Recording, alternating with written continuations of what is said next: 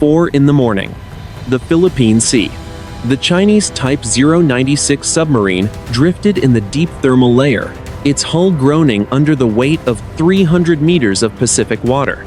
The mission was no longer a patrol, and the crew inside moved with a mechanical precision that masked a deep, collective dread. Something was about to happen that would change the history of the 21st century in under a minute. The water around the massive black shape was cold and silent, smelling of salt and ancient pressure. Above the waves, the stars were obscured by a heavy, Pacific mist that clung to the surface like a gray shroud. Deep within the steel pressure hull, the commanding officer watched the countdown on a screen that glowed with a pale, clinical light. There was no shouting, only the rhythmic click of switches and the low hum of the nuclear reactor. When the order came, it did not arrive as a voice, but as an encrypted string of data that bypassed human emotion entirely. The submarine shuddered as the outer doors of the missile tubes began to cycle open.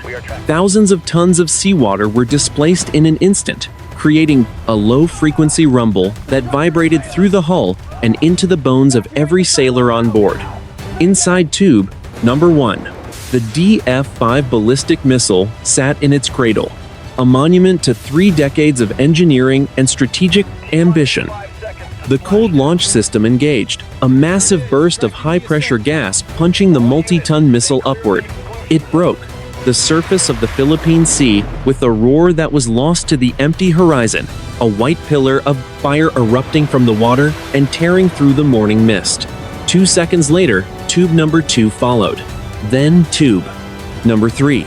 Each launch sent a physical shockwave through the water, a violent ripple that announced the end of the 20K Faye Old World. 22,000 miles above the Earth, the eyes of the North American Aerospace Defense Command were already watching. A space-based infrared system satellite hovering in geostationary orbit detected the massive heat signature of the first stage ignition. To the satellite, it was not a weapon or a political statement. It was a spike in the infrared spectrum, a white-hot bloom of energy against the dark background of the ocean. The data was processed in milliseconds and beamed across a network of ground stations, leaping from the Pacific to the high plains of the American West. The clock began to run. At 40 seconds after the first missile broke the surface, the alerts inside the mountain at Colorado Springs transitioned from a simmer to a scream. This was the window that strategic planners had feared for 70 years, the moment when the theoretical became the terminal. In the tracking rooms, the screens bloomed with red icons, each one a vector calculated by an algorithm that did not understand the weight of its own output. The flight paths were established, instantly arching high into the atmosphere, crossing the great circle routes that led toward the heart of the North American continent. The atmosphere inside the command center was one of forced, professional calm. Men and women who had spent their entire adult lives preparing for this exact sequence found themselves operating on a level of instinct that bypassed the conscious mind. There was no time for philosophy, no time to wonder about the diplomatic failures or the broken treaties that had led to this launch. There was only the data. The first 40 seconds had passed, and in that brief span of time, the world had moved from a state of uneasy peace to a state of total existential threat. The missiles were in the air, and the machines were already calculating the minutes remaining until impact. As the boosters of the DF-5 missiles burned through the lower atmosphere, leaving long, white scars against the dawning sky, the gravity of the situation began to settle into the rooms where the decisions would be made. This was not a localized skirmish or a limited engagement between small units. This was the first move in a game that had no winners, only survivors. The silence that followed the initial detection was the heaviest sound in the world, a pause between the spark and the fire that felt as though it could last an eternity. 4:01 in the morning, 2,000 feet beneath the granite of Cheyenne Mountain. The watch officers at the North American Aerospace Defense Command were already locked into a high-intensity validation sequence that none of them had ever truly expected to run for a live engagement. The data from the infrared satellites was undeniable, but the human mind inherently resisted the finality of what the screens were screaming in bright, pulsing shades of crimson. The air in the deep command bunker was recycled and dry, carrying the faint, metallic scent of floor wax, and the ozone produced by miles of high-voltage electrical cabling. Deep in the prehistoric rock, the low-frequency hum of the cooling fans felt like the heartbeat of a mechanical giant that had finally been woken from a half-century of uneasy slumber. For decades, this facility had been a relic of a previous century, a monument to a Cold War that many believed had been consigned to the dusty shelves of history books and black-and-white documentaries. The transition from the localized tensions of the South China Sea to the threshold of a global thermonuclear exchange had happened with a speed that left the traditional diplomatic machinery of the West shattered and irrelevant. Now, the officers sat in ergonomic chairs that felt like thrones of judgment, staring at a big board that mapped the set, "End of the World," in clean, mathematical vectors. Each line on the display represented a DF-5 ballistic missile, and each second that passed was a heartbeat stolen from the cities that lay at the end of those trajectories. The two-person rule was being executed at every critical station with a grim, practiced efficiency that bypassed the need for spoken words or emotional acknowledgement. Two keys were inserted into two separate locks. Two sets of eyes verified the alphanumeric strings that appeared on the authentication screens. Two hearts beat in a synchronization born of pure terror. They were looking for a glitch, a software error, or a solar flare that might have masqueraded as a plume of rocket fire. But the sensors were redundant and unforgiving. The infrared data from the high orbit was now being echoed by the long-range radars in Alaska and California, providing the dual phenomenology required to move the state of readiness to its highest possible level. Inside the mountain, the silence was more oppressive than any siren could ever be. A heavy vacuum that seemed to suck the breath from the lungs of the young lieutenants who had only seen this in simulations. They had been trained to believe that the logic of mutually assured destruction would always hold the line, that the sheer horror of the outcome would prevent the first finger from ever pressing the button. Yet, as they watched the icons clear the upper atmosphere, they realized that the logic of deterrence was a fragile glass shield that had finally been struck by a hammer of steel. The geopolitical context of the last 3 years, the trade wars, the naval collisions, and the mounting nationalistic fervor had all funneled into this single, windowless room. The commanding officer of the North American Aerospace Defense Command stood at the center of the room, his shadow cast long and thin against the blue glow of the monitors. He was a man who had studied the history of warfare his entire life, and he understood that they were no longer in the realm of strategy or tactics, but in the realm of physics and consequence. His hands were steady, but his eyes were sunken, reflecting the terrible light of the displays as he prepared to pick up the secure line to the President of the United States. He knew that once verification was passed, the gears of the American nuclear machine would begin to turn with a momentum that no human being could stop. This was the mechanical cruelty of modern command and control, where the time between detection and decision was measured in the span of a short conversation. As the computers calculated the impact points, Seattle, San Francisco, and the missile silos of the Great Plains, the officers in the mountain felt the crushing weight of the granite above them. They had built a fortress to survive the end of the world. But as they watched the world begin to burn on their screens, the mountain felt less like a shield and more like a tomb. The air grew colder. The hum of the machines grew louder. And the first 40 seconds of the conflict faded into the minutes of the final countdown. 4:15 in the morning. The Situation Room at the White House was a tomb of silent desperation. The maps on the wall showed a decade of failure, a slow-motion collision of two superpowers that had been grinding against each other since the late 2010s. The road to this terminal morning was paved with the cold stones of strategic necessity and the jagged glass of national pride, with each side convinced that the other would be the first to flinch before the ultimate threshold was crossed. It had not begun with a missile, but with a series of minor, almost polite, naval skirmishes in the South China Sea, where the gray hulls of Coast Guard vessels played a dangerous game of chicken over coral reefs that held more symbolic value than tactical weight. The atmosphere in the room was thick with the smell of stale coffee and the heavy, electric scent of high-end server racks working at full capacity. Every man and woman present understood that they were the inheritors of geopolitical catastrophe that had been 10 years in the making. The initial friction points had been the Scarborough Shoal and the Second Thomas Shoal, tiny specks of sand and calcium that became the altars upon which the peace of the Pacific was sacrificed. When the first Chinese Type 055 destroyer had used its high-power laser to blind a United States Navy patrol pilot 3 years ago, the world had shuddered. But the diplomats had managed to paper over the crack with the thin parchment of a temporary memorandum. However, the memoranda could not stop the momentum of two civilizations moving in opposite directions, one rising with the fierce heat of a new sun and the other refusing to allow its long afternoon to turn into night. The logic of the Thucydides trap. That ancient and cruel observation that a rising power must eventually clash with the established one had moved from the realm of academic theory into the realm of cold, hard steel. The 9-dash line had met the freedom of navigation, and in the friction between those two immovable ideas, the heat of 1,000 future suns had been generated. The red telephone, the direct line between Washington and Beijing that was supposed to be the final safety valve for humanity, had remained silent for 72 hours leading up to this launch. It was a plastic and copper monument to the total collapse of human communication.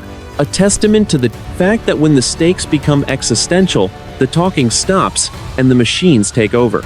The diplomats in Geneva had spent 3 sleepless weeks trying to untangle the knot of the Taiwan Strait blockade, but their voices had been hollow, falling on ears that were already tuned to the low-frequency rumble of submarine ballast tanks.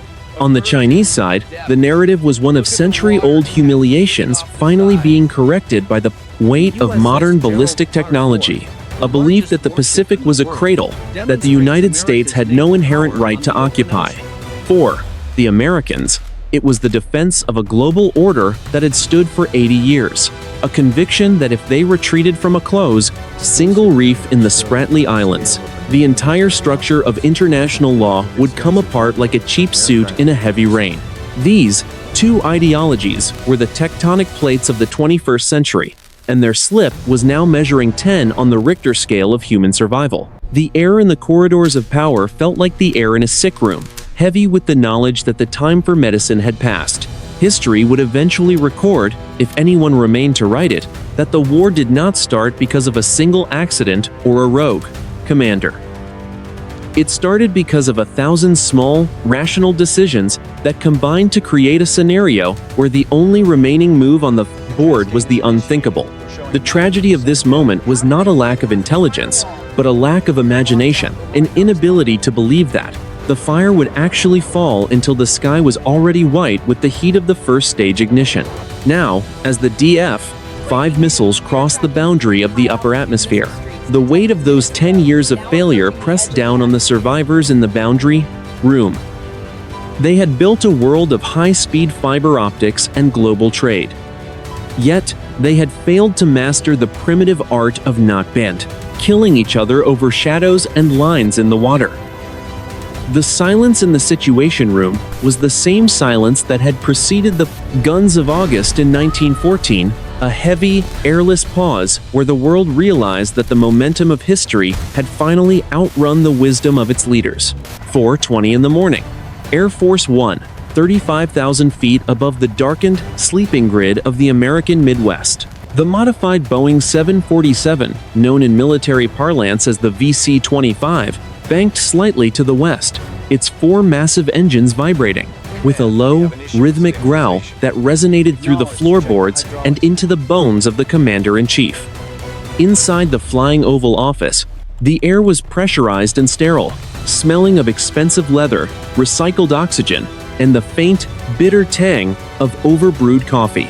Outside the thick, reinforced windows, the stars were cold and distant, indifferent to the fact that the man sitting in the cabin was currently weighing the life and death of hundreds of millions of human beings. The vibration of the aircraft was the only constant, a mechanical reminder that they were suspended in a vacuum of time between the world that was and the world that would never be again.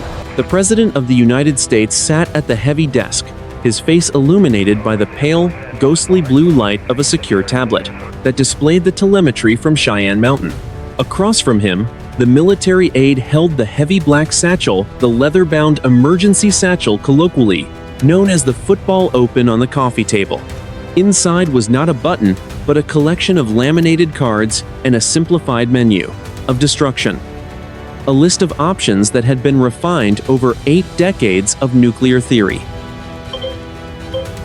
The aide's hands were steady, but his eyes were fixed on a point somewhere over the president's shoulder, refusing to make eye contact with the man who was about to dismantle the horizon. Through a secure, encrypted satellite link, the Secretary of Defense and the Chairman of the Joint Chiefs of Staff were voices without bodies, emanating from the cabin's speakers with a digital rasp. They were presenting the binary logic of the Cold War, a doctrine called launch on warning, which dictated that the United States must commit its own arsenal before the incoming Chinese warheads could pin the American missiles in their silos. It was a strategy designed by mathematicians and game theorists who believed that the only way to prevent a war was to prove, with absolute certainty, that you were willing to end the world to win it.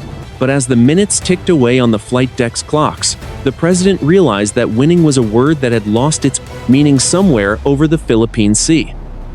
The cabin shuddered as the pilot increased thrust, pushing the massive aircraft toward the safety of the Bixisay interior of the continent, away from the coastal targets that the DF-5 missiles were currently tracking. The president looked down at the biscuit, the plastic-coated card containing the gold codes, and felt the weight of 80 years of American history pressing against his chest. He was being asked to choose between 2 forms of extinction: the passive extinction of his own nation's retaliatory capability, or the active extinction of the civilization that had birthed the very men who had launched against him. Every second he spent in contemplation was a second where 1,000 Minuteman III missiles sat idle in their concrete coffins in North Dakota, waiting for the electronic spark that would send them into the void. The room felt small, the ceiling of the aircraft pressing down with the weight of the entire atmosphere. The silence between the president and the military aide was a physical barrier, a wall of glass that separated the human element from the mechanical inevitability of the machine. The Secretary of Defense spoke again, his voice flat and devoid of the tremor that would have been present in any other human being under this pressure, reminding the president that they had exactly 8 minutes left to make a decision before the first impacts occurred. The logic of the machine was demanding a response: an eye for an eye, a city for a city, until the world was left blind and burning in the dark. The president stood up and walked to the window, looking out at the black expanse of the Nebraska plains below. He thought of the millions of people down there, sleeping in their beds, unaware that the sky above them was currently being partitioned into zones of lethality. He realized that the greatest tragedy of the office was not the power it conferred, but the isolation it demanded at the precise moment when humanity was most needed. He turned back to the forted desk, his shadow stretching long and thin across the carpeted floor, and reached for the secure handset. The choice was no longer about strategy or politics or the preservation of a global order. It was a desperate, final attempt to find a third way in a world that had only ever planned for 2. The engines of Air Force One roared louder as the aircraft climbed into the thinner air of the upper atmosphere, seeking a sanctuary that did not exist. The blue light of the tablet flickered as the data stream from the satellites was updated, showing the Chinese missiles crossing the halfway point of their journey. The decision was no longer a matter of if, but when.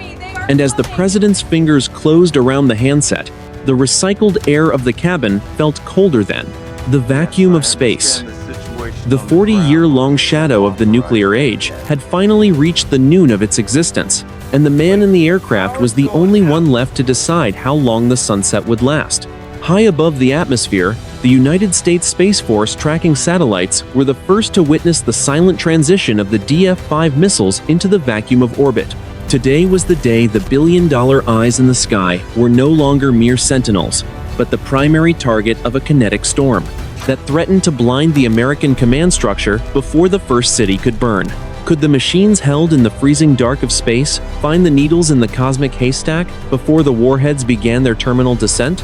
The environment of low Earth orbit was a silent, black expanse, devoid of air or sound, where the only sensation was the faint, rhythmic vibration of reaction wheels maintaining the orientation of a telescope against the uncaring stars. The DF-5 missiles, having shed their massive booster stages, were now ghostly, inert shapes coasting through the apogee of their flight path at 24,000 kilometers per hour. In the vacuum of space, there was no fire, no smoke, and no roar. There was only the cold, mathematical progression of ballistic trajectories governed by gravity and the momentum of the launch. To the infrared sensors of the space-based infrared system, the missiles were no longer the brilliant plumes of flame they had been during the ascent phase, but were now tiny, freezing dots of metal and carbon fiber, drifting through a sea of blackness that made the detection of a nuclear warhead feel like finding a single grain of sand in a midnight desert. Inside the Space Operations Center at Vandenberg Space Force Base, the atmosphere was one of clinical, detached intensity that masked the sheer scale of the stakes. The controllers were not looking at video feeds, but at streams of digital telemetry that represented the high ground of modern warfare, a domain where distance was measured in thousands of kilometers and time was measured in microseconds.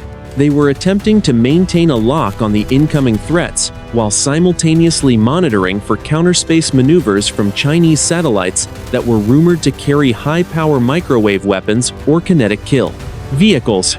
The war was no longer happening on the surface of the Earth. It had ascended into the heavens, turning the peaceful architecture of global communications into a battleground of glass and silicon. The philosophical weight of this moment was not lost on the senior officers, who watched the icons move across the digital globe with the slow, inevitable grace of a pendulum. They were witnessing the weaponization of the very void that had once been the final frontier of human hope and scientific exploration. The satellites, which had spent years mapping the weather and providing navigation for civilian cars, were now the final line of defense against an extinction-level event. Each pulse of the radar, each frame of the infrared camera, was a desperate attempt to regain control of a narrative that was rapidly spiraling toward a terminal conclusion. In the silence of the orbital plane, the DF-5 warheads began their deployment sequence. The bus of the missile releasing its multiple independent re-entry vehicles with a series of tiny, cold gas thruster firings. To a human observer, it would have looked like a flower blooming in the dark. A slow and beautiful expansion of death that multiplied the number of targets the American sensors had to track. The computers struggled to differentiate between the heavy warheads and the clouds of decoys, lightweight, metallized balloons designed to mimic the radar signature of a nuclear weapon that were released alongside them.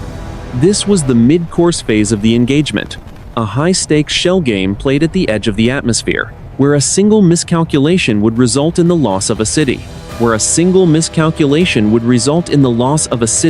The air in the Vandenberg Command Center grew thick with the smell of ozone and the heavy heat generated by the massive mainframe computers processing the tracking data. The operators knew that they were the only ones who could see the true shape of the threat, yet they were powerless to stop it. They were merely the observers of a mechanical tragedy that was unfolding hundreds of miles above their heads. The logic of the war had moved into a realm where human reaction times were irrelevant, leaving the survival of the nation in the hands of algorithms and the silent, orbiting machines that had become the high priests of the nuclear age. As the first warheads reached the crest of their arc and began the long, terrifying fall back toward the atmosphere, the Space Force controllers felt a profound sense of isolation. They were the masters of the high ground, yet they were staring into an abyss that promised no return. The stars above them remained cold, indifferent to the fact that the thin veil of the atmosphere was about to be pierced by the fire of a dozen artificial suns. The transition from the vacuum of space to the friction of the air was the final threshold, and as the sensors began to detect the first hints of atmospheric heating, The world below held its breath in the face of an incoming sun. 4:25 in the morning. The frozen tundra of Fort Greely, Alaska, and the coastal cliffs of Vandenberg, California. For decades, the United States had poured hundreds of billions of dollars into a dream of a perfect shield, a technological promise that the spear of a nuclear-armed adversary could be caught in midair by a bullet hitting a bullet. The ground-based Midcourse Defense system was the physical manifestation of that hope, a network of 44 interceptors buried in silos, deep within the permafrost, waiting for a signal that most of their operators prayed would never come. Now, as the data from the Space Force satellites reached the firing rooms, that dream was put to the ultimate terminal test. The air around the silos in Alaska was bitingly cold, 30 degrees below zero, smelling of pine needles and the clean, sterile scent of fresh snow, a stark contrast to the searing chemical heat that was about to be unleashed from the earth. The operators in the firing rooms were young, many of them in their early 20s, their faces pale under the fluorescent lights. Their faces pale under the fluorescent lights as they executed the most complex defensive maneuver in human history.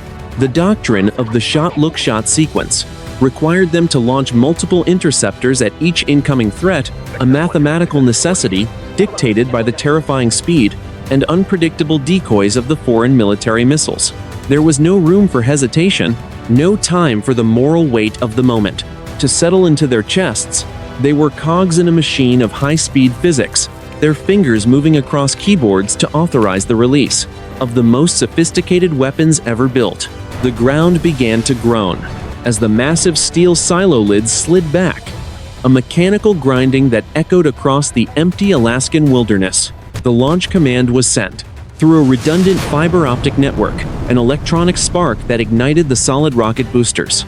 An electronic spark that ignited the solid rocket boosters of the first ground-based interceptor. A column of brilliant white flame erupted from the earth, punching through the sub-zero air with a roar that shattered the silence of the tundra for 10 miles in every direction.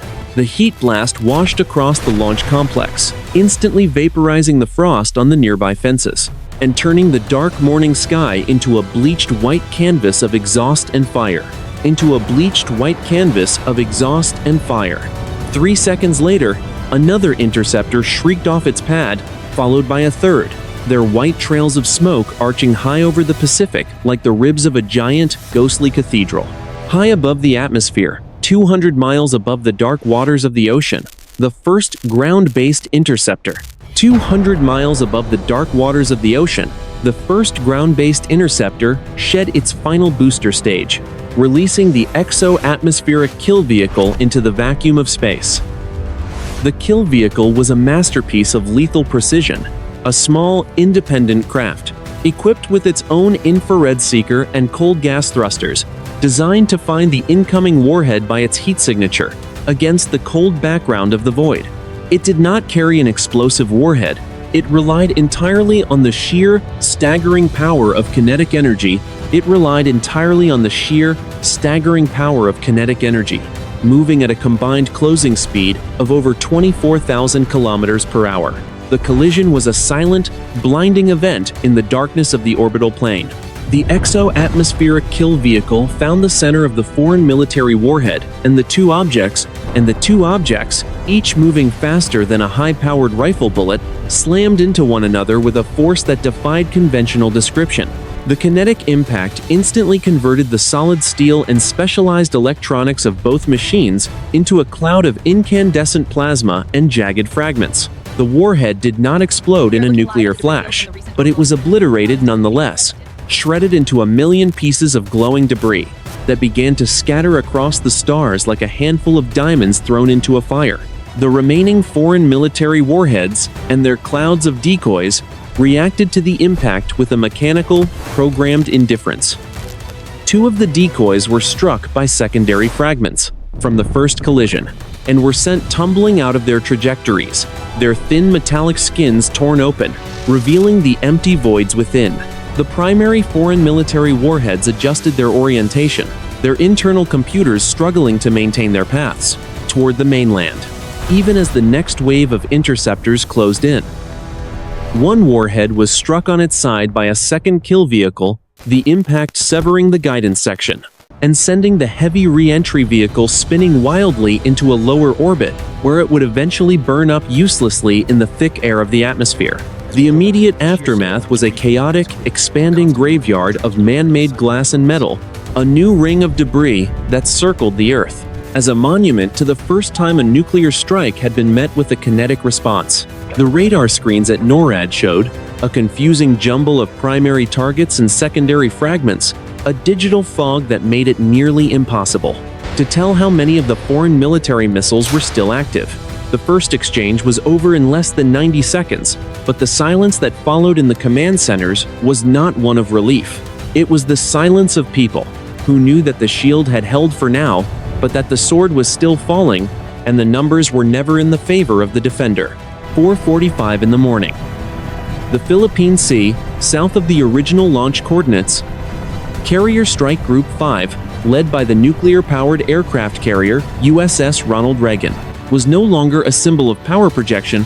It was a desperate predator moving through a forest of shadows. The air above the flight deck was thick, with the scream of jet engines and the sharp chemical sting of burnt kerosene as every available anti-submarine warfare platform was hurled into the dark. The sea was a vast, undulating desert of black glass, concealing a Chinese Type 096 submarine that had just effectively declared war on the North American continent. The hunter had become the hunted the moment the first DF-5 missile cleared the water, but in the silence of the deep, the advantage still belonged to the ghost in the machine.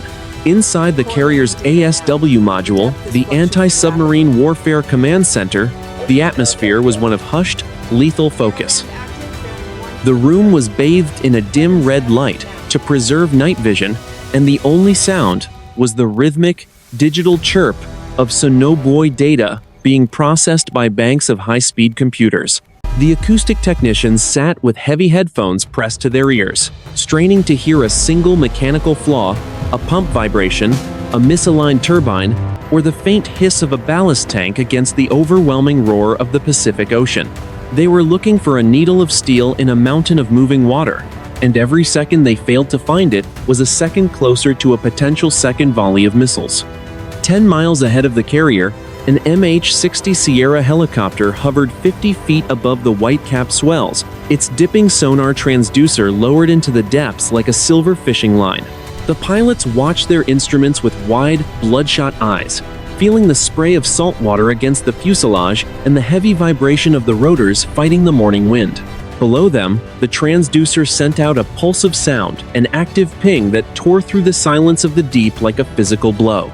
The sound traveled through the thermal layers, bouncing off schools of fish and underwater ridges, searching for the unmistakable echo of a 12,000-ton pressure hull. Deep beneath the surface, at a depth of 400 meters, the crew of the Type 096 submarine held their collective breath. The command ultra-quiet had been given, and every non-essential system on the vessel had been shut down. The sailors moved in socks, spoke only in whispers, and avoided any movement that might cause a tool to clink against a bulkhead. The interior of the boat smelled of ozone, sweat, and the heavy, flat scent of scrubbed air. They could hear the American sonar pings hitting the hull, a sound like a hammer striking a hollow pipe.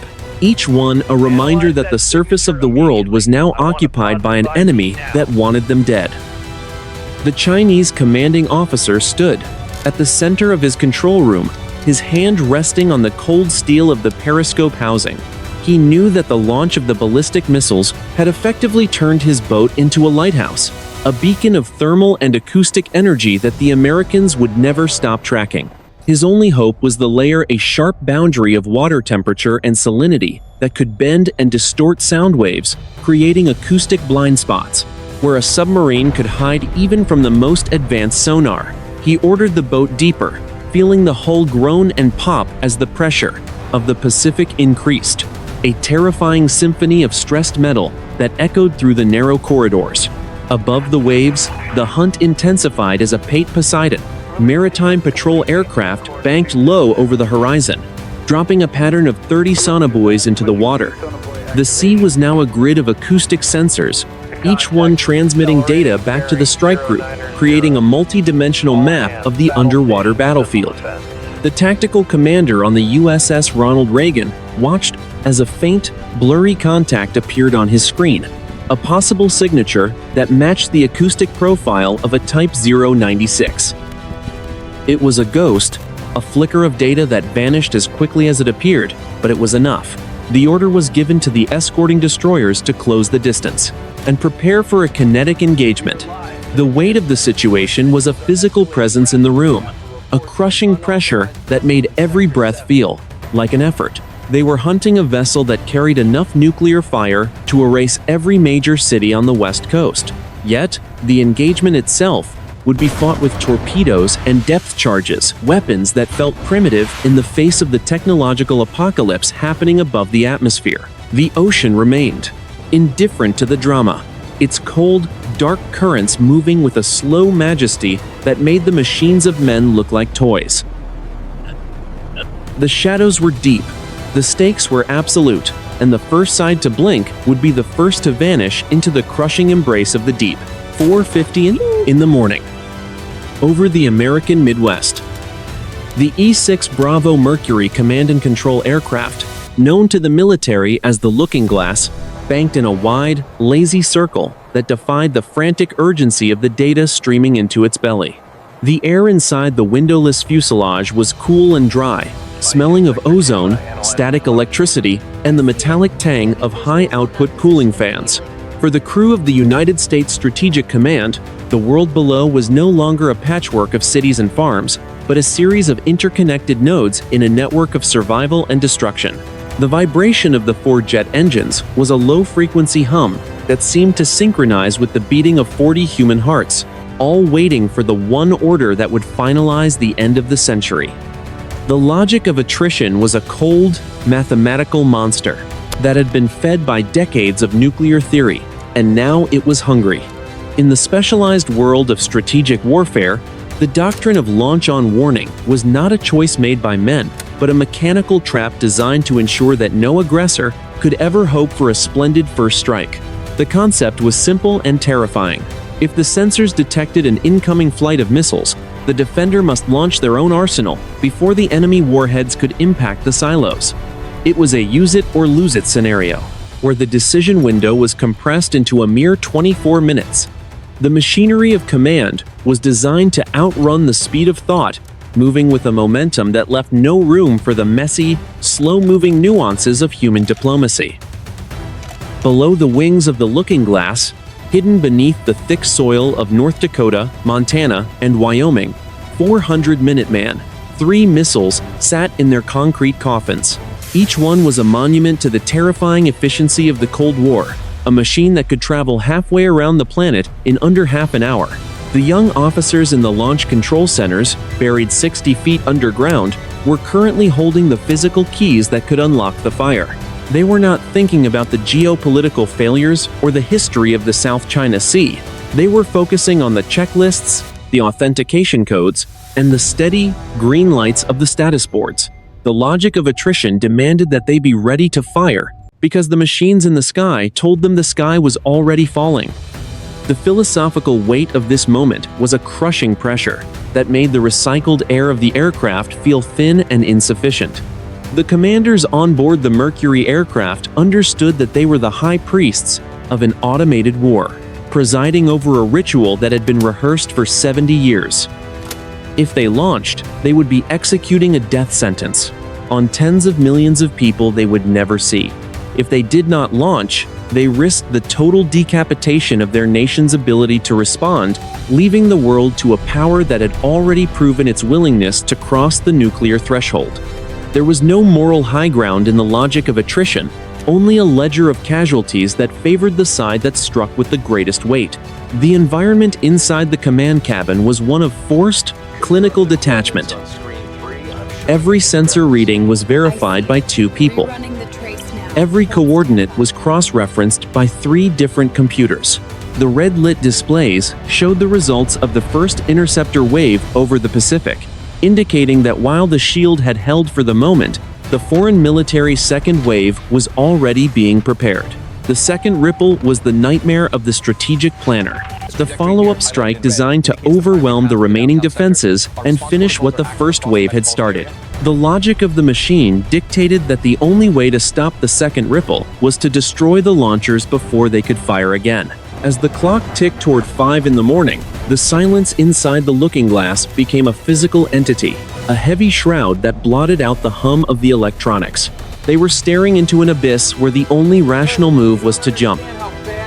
The tragedy of the nuclear age was that it had created a system so perfect, so responsive, and so lethal that it no longer required the presence of human wisdom to function. It only required a trigger.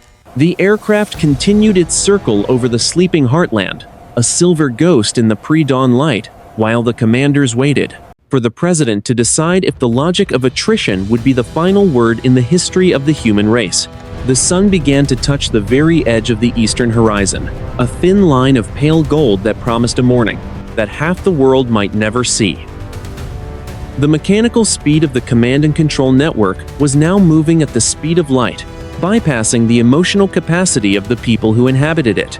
They were no longer soldiers. They were the final, trembling components of a global machine that had been built to destroy itself. The second ripple was coming, and the logic of the graveyard was the only logic that remained. 5:05 in the morning, the East China Sea. The second ripple was not a metaphor, but a calculated hydrodynamic reality that transformed the coastal waters of Asia into a cauldron of supersonic steel. If the initial ballistic launch from the submarine was a single, terrifying scream, this second wave was a rhythmic, industrial chorus of destruction designed to overwhelm the very architecture of American defense in the Pacific. It was the moment when the geopolitical tensions of a decade finally manifested as a physical saturation of the horizon, a wall of cruise missiles and anti-ship killers that moved with the collective intelligence of a predatory swarm. The air over the water was heavy and humid, carrying the scent of salt spray and the ionized bite of 1,000 active radar emitters cutting through the pre-dawn mist. The United States Navy's Aegis destroyers, positioned as a picket line 200 miles off the coast of Ningbo, were no longer operating as individual ships, but as nodes in a singular, digital consciousness called the Cooperative Engagement Capability. The ANSPY-6 radars on the destroyer USS Higgins rotated with a mechanical hunger, their phased arrays searching for the tiny, fast-moving signatures of the incoming YJ-18 cruise missiles. Inside the Combat Information Center, the air was chilled to 60 degrees to protect the massive server racks. Yet the men and women at the consoles were sweating through their fire-retardant coveralls. The blue light of the screens reflected in their eyes, showing a world where the distance between life and death was shrinking at 2,000 kilometers per hour. On the Chinese mainland, the order to initiate the second ripple was given with a cold, administrative finality. The commander of the Coastal Missile Brigade squeezed the digital trigger on his console, and the Earth itself seemed to recoil from the violence of the release. From a hidden, reinforced bunker, a salvo of 6 DF-21 Delta anti-ship ballistic missiles shrieked off their mobile launchers, a white column of fire punching backward through the camouflage netting and incinerating the surrounding vegetation in a single, blinding flash.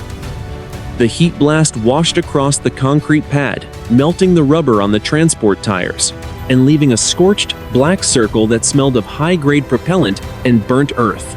The missiles climbed into the dark sky, their roar a physical weight that pressed against the chests of the operators 2 miles away. 3 minutes later, the first of the YJ-18 missiles reached the outer defensive envelope of the American strike group. The warhead punched straight through the upper superstructure of a lead escort vessel, a Type 55 destroyer's strike hitting home before the American interceptors could cycle their next launch. The detonation was not a single boom, but a series of cascading ruptures as the supersonic kinetic energy of the missile was converted into a thermal blossom that tore through the aluminum plating like wet paper. The bridge of the American ship was instantly transformed into a jagged cavern of twisted metal and shattered glass, the heat from the explosion bleaching the deck paint white before the fire could even take hold. The crew of the USS Higgins did not stand still as their sister ship burned on the horizon. The commanding officer yelled the order for "weapons free," and the Mark 41 vertical launch system on the bow erupted in a synchronized ballet of defensive fire. A dozen Standard missile, 6 interceptors slammed out of their cells, the shockwave of the launches rattling the teeth of the sailors on the bridge, and filling the forward deck with a dense, acrid cloud of white exhaust. The ship heeled hard to starboard, the pilot kicking the rudder over to present the smallest possible radar cross-section to the next incoming wave, while the close-in weapon system on the port side began its frantic, buzzing growl, spitting 2,000 rounds of tungsten per minute into the sea spray. The immediate aftermath was a landscape of maritime horror that looked like the surface of a broken sun. Black smoke boiled from the punctured hull of the escort, rising in a thick, greasy pillar that blotted out the stars, while the sea around the ship was littered with the glowing fragments of intercepted missiles. The radio channels were a chaotic overlap of voices damage control, teams reporting flooded compartments, sensor operators calling out new contacts, and the high-pitched whine of electronic jamming that threatened to sever the digital link between the fleet. There was no silence, only the sound of a superpower's pride being ground down by the relentless arithmetic of a saturation strike.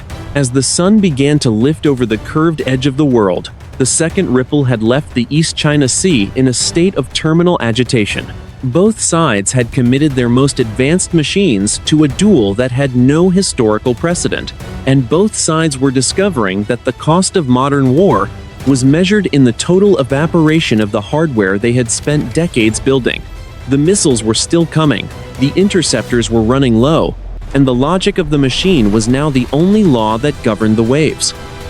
The ocean, which had seen 1,000 years of human conflict, simply absorbed the burning fuel and the shattered steel, waiting for the next movement in a symphony that was rapidly approaching its final, dissonant chord. 5 in the morning. The continental United States and the coastal provinces of China. The infrastructure of the modern world, a fragile web of silicon and copper that had been woven over a century of peace, began to shudder under the weight of a mobilization that no one had ever truly rehearsed. In the sprawling control centers of the American power grid, the technicians watched with hollow eyes as the demand for electricity spiked and dipped in violent, unpredictable waves, reflecting the collective heartbeat of a nation that had just realized the sky was no longer a sanctuary. The air in these windowless rooms was thick with the smell of scorched ozone and the sharp, chemical bite of overheating server racks as the system struggled to redirect gigawatts of power toward the coastal defense arrays and the deep-buried command hubs of the military. Across the Pacific, the high-speed rail lines of the Chinese interior were suddenly diverted to military priority, the sleek, white trains now carrying divisions of soldiers instead of commuters, their passage a blurred streak of silver against a landscape that was rapidly turning toward a total war footing. The logistics of survival were not measured in heroic charges or tactical brilliance, but in the cold, administrative redirection of resources that had once been the lifeblood of a global economy. In the ports of Long Beach and Shanghai, the massive cranes that had spent decades moving the world's consumer goods stood silent and frozen, their steel skeletons casting long, thin shadows over thousands of containers that would never reach their destination. The global supply chain, a masterpiece of just-in-time efficiency, had evaporated in the 40 minutes since the first missile had cleared the water, replaced by a primitive, desperate scramble for fuel, medicine, and food. Every highway was a river of headlights as millions of people sought a safety that did not exist. Their cars idling in endless lines that smelled of exhaust and the cold, metallic sweat of a civilization that had forgotten how to live without the promise of a tomorrow.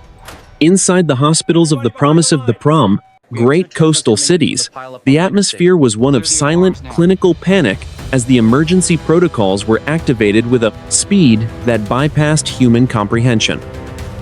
Surgeons were pulled from elective procedures to prepare for the arrival of casualties that were currently being calculated by algorithms in distant bunkers, while the pharmacies were locked down to prevent the inevitable surge of desperate theft. The air in the hallways was heavy with the scent of antiseptic and the low, rhythmic hum of backup generators being tested. a sound that felt like the final, mechanical gasp of a world that was closing its doors.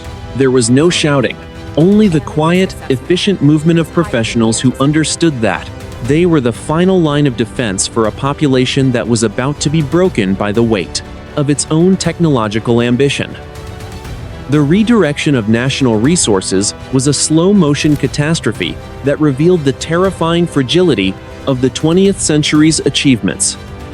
The Internet, that vast and chaotic digital commons, was being partitioned into military-only sectors, the flow of information restricted to the cold, hard data of tracking and command, leaving the civilian population in a vacuum of silence that was more terrifying than any siren. Without the constant chatter of social media or the reassurance of the morning news, the people were left to the mercy of their own imaginations, staring at a horizon that remained stubbornly dark. The logic of the state had taken over, a cold and impersonal force that viewed every citizen as a variable in an equation of attrition, a number to be protected or sacrificed depending on the needs of the machine. In the deep agricultural heartlands of both nations, the farmers stood in their recorder fields and watched the condensation trails of the interceptors and the tankers as they scarred the early morning sky. They were the producers of the world's sustenance, yet they were now as helpless as the city dwellers. There, silos full of grain that had no way to reach the hungry mouths of the coast, the earth beneath. Their feet felt solid, but the air above them was electric, with the static of a war that was being fought in the vacuum of space and the depths of the ocean. The logistics of the future had failed, and they were being dragged back to a time of local survival and the brutal, unforgiving reality of the seasons. The silent panic was a physical entity that moved through the streets of every major city on the planet, a cold current that bypassed the physical barriers of locked doors and reinforced glass. It was the realization that the world of the day before a world of global travel, instant communication, and unlimited possibility was a dream that had been shattered by 40 seconds of rocket fire. The logistics of survival were a desperate attempt to gather the pieces of that dream, to hold together the skin of civilization before the muscles and bones were completely incinerated. As the first light of a true dawn began to gray the eastern sky, the mobilization was complete, and the two superpowers stood as hollowed-out versions of themselves, prepared only for the endurance of the coming fire. 5:15 in the morning. 60 feet beneath the windswept grasslands of North Dakota, and deep within the pressurized hull of a Chinese destroyer. The burden of command had transitioned from the high-level strategy of presidents and generals down to the trembling hands of the individual operators who were now the final human components of the nuclear machine. In the Minuteman III launch control centers, the young officers sat in their hardened capsules, the air smelling of stale ozone and the cold, metallic scent of the heavy steel blast doors that separated them from the world above.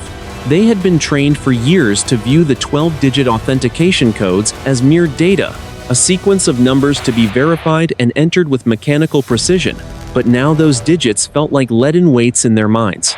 The silence in the capsule was absolute, broken only by the rhythmic clicking of the ventilation system and the low, electronic hum of the status boards that glowed with a sickly green light, reminding them that they were currently holding the life and death of millions in the palms of their hands. Inside the Chinese Type 096 submarine, the commanding officer stood in the dim, red light of the control room, his eyes fixed on the empty screen that represented the missing missiles from his vertical launch tubes. He was a man of the state, a product of a system that demanded total obedience and the sacrifice of the individual for the collective glory of the nation.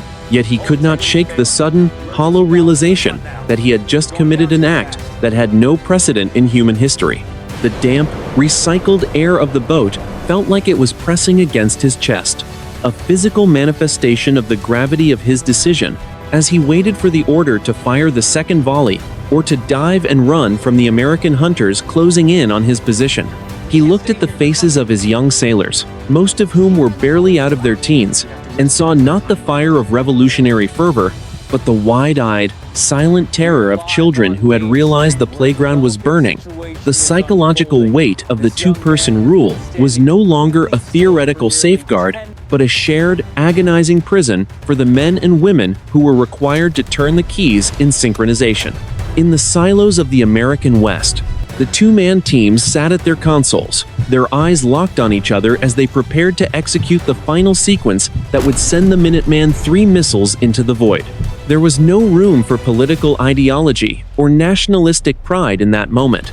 There was only the terrible, intimate connection between two human beings who were being asked to dismantle civilization in a single, coordinated motion.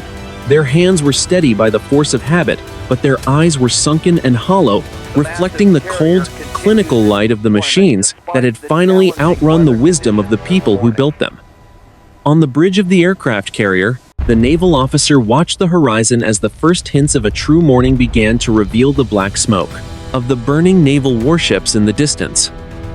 He had spent 40 years preparing for a war he never wanted to fight, and now he found himself presiding over a catastrophe that had no victory conditions and no honorable conclusion. The wind off the water was cold and carried the sharp salt spray of the sea, but it could not wash away the feeling of failure that sat like a stone in his stomach as he authorized the release of torpedoes against the foreign military submarine. He understood that every command he gave was a thread being pulled from the tapestry of the old world, a world that had been imperfect and fragile, but was now being replaced by a landscape of fire and silence. The burden of command was the realization that in the age of ballistic speed and automated response, the human element was the most vulnerable part of the system. The officers in the bunkers and the sailors on the ships were the ones who had to live with the knowledge that their professional competence was the very thing that made the end of the world possible. They were the masters of the most sophisticated weapons ever built, yet they were as helpless as the people they were tasked with destroying, trapped in a logic of attrition that left no room for the messy, slow-moving nuances of human mercy. The machines demanded an answer, and the humans were the only ones left to give it, even as they felt the weight of their own insignificance in the face of the fire. As the final authentication codes were echoed back through the secure channels, the individual operators across the globe felt a profound sense of isolation, as if the rest of humanity had already vanished, leaving them alone with their screens and their keys. They were the last witnesses to the world that was, the keepers of a flame that was now threatening to consume the very hands that tended it. The silence between the commands was a heavy, airless vacuum that seemed to stretch the seconds into eternities. A final pause before the momentum of the machine took over, and the burden of command was replaced by the cold, indifferent physics of the falling sun. 6 in the morning. The edge of the Pacific Ocean and the silent corridors of power. The immediate exchange had passed, leaving the atmosphere of the planet scarred by the passage of supersonic fire and the high-altitude debris of a dozen artificial suns that had failed to ignite.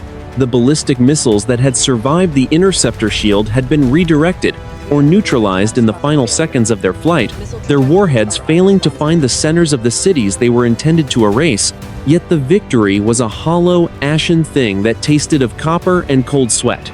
Both superpowers now stared at each other across a broken horizon, their respective arsenals spent or checked, while the machines of war continued to hum with a low, mechanical growl that seemed to mock the terrified silence of the people who had built them.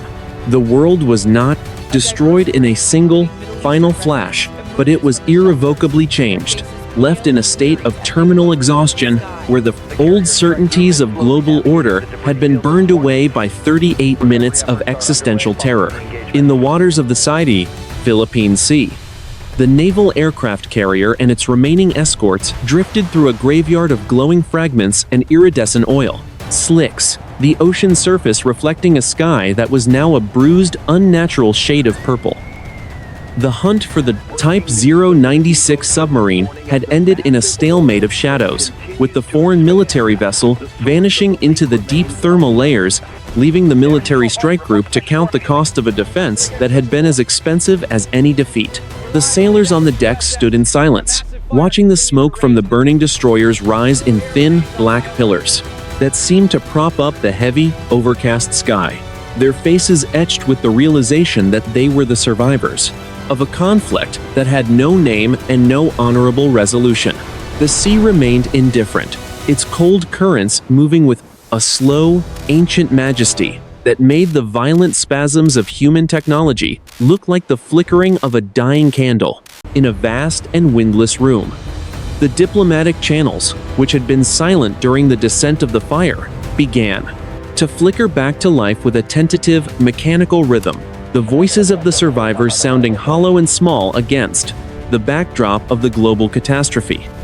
There were no declarations of peace, only the cautious, stuttering exchange of data as both sides realized that they had pushed the logic of attrition to its absolute limit and found only a void. In defense headquarters facilities, the leaders sat in their bunkers and stared at maps that were now redrawn by the reality of the exchange, the lines of influence and power having been replaced by zones of lethality and the logistics of national survival. This was not a peace treaty, but a dead silence between reloads, a moment where the world held its breath and waited to see if the survivors would have the wisdom to walk away from the abyss, or if they would simply fall in together.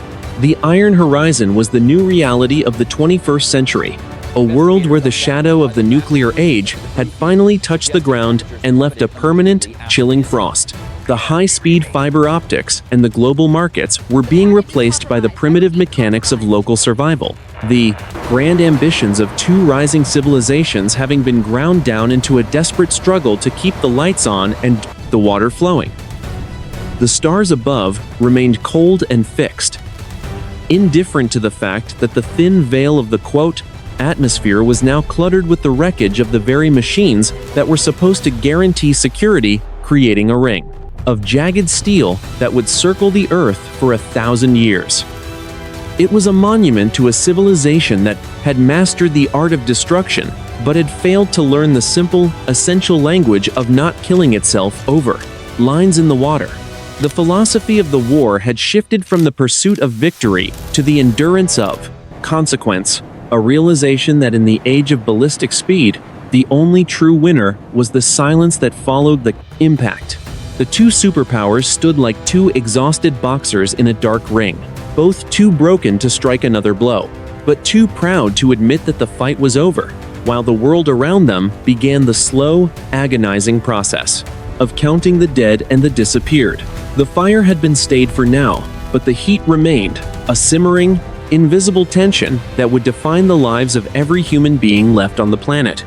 This was the end of the old world, a world of dreams and progress, and the beginning of a long, gray afternoon where the only currency was survival, and the only law was the gravity of the falling iron. The sun finally cleared the horizon, but its light was pale and filtered through the dust of the upper atmosphere, casting long, thin shadows across the clee, broken landscape of the Pacific. There was no music, no cheering, and no sense of relief. Only the heavy, rhythmic sound of the waves hitting the shore and the distant, mechanical hum of the drones as they searched for the wreckage of a century.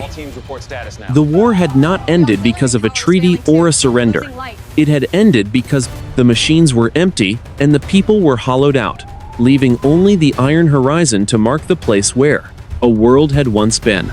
The dead silence was the only honest thing left in the room, a final, cold acknowledgement that the fire had finally found its limit in the exhaustion of the human soul.